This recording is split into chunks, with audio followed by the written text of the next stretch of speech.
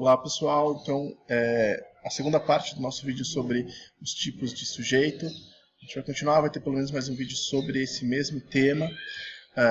Hoje o tema é o sujeito identificado, então vocês podem perceber que nós temos três tipos de sujeito identificado: simples, composto, oculto, desinencial ou elíptico.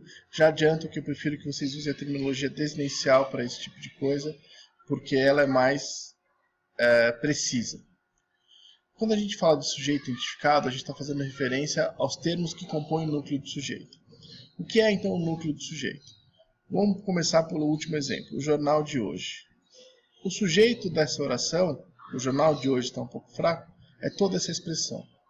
O núcleo desse sujeito é jornal.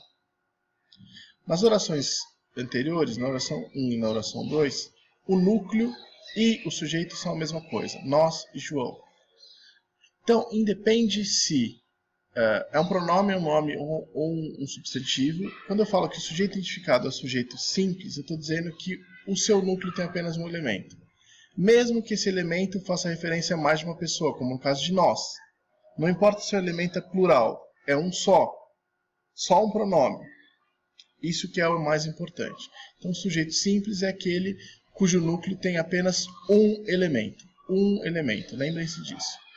Sujeito composto é aquele sujeito cujo núcleo tem mais de um elemento. 2, 3, 4 e assim vai. Eu e Maria. Olha só. O sujeito é eu e Maria. O núcleo é eu, Maria. 2 elementos.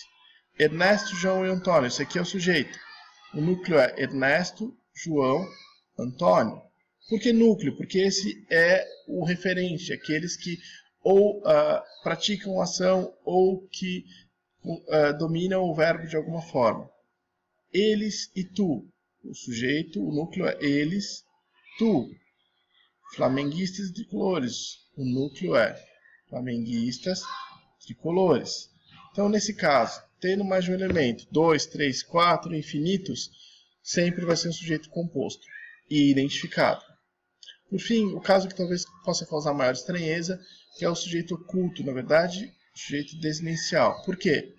Porque no caso do sujeito desinencial, o núcleo só pode ser inferido, ou seja, ele não está expresso diretamente, mas eu consigo saber quem é pela desinência verbal, pela terminação verbal. Quando eu digo que fizemos, eu sei imediatamente como somos nós. Quando eu digo que tive, eu sei pela desinência verbal que fui eu quem tive. Quando eu digo falava, eu sei pela desinência verbal que ele falava. Quando eu digo foste, eu sei pela desinência verbal que eu estou falando de tu. Então, o sujeito desinencial é aquele que, apesar de não estar expresso claramente, expresso diretamente, ele pode ser facilmente referenciado. É fácil retomar essa referência. A gente vai ver na próxima screencast que não é sempre que o sujeito vem não sem o seu referente que a gente está diante de um sujeito desinencial. Mas vale para esses casos mencionados, pelo menos, e a exceção vai ser feita no nosso próximo screencast. Lembre-se sempre que qualquer dúvida que vocês tiverem, é só perguntar. Assistam mais de uma vez. Não se esqueçam de responder o quiz. Um bom trabalho para vocês.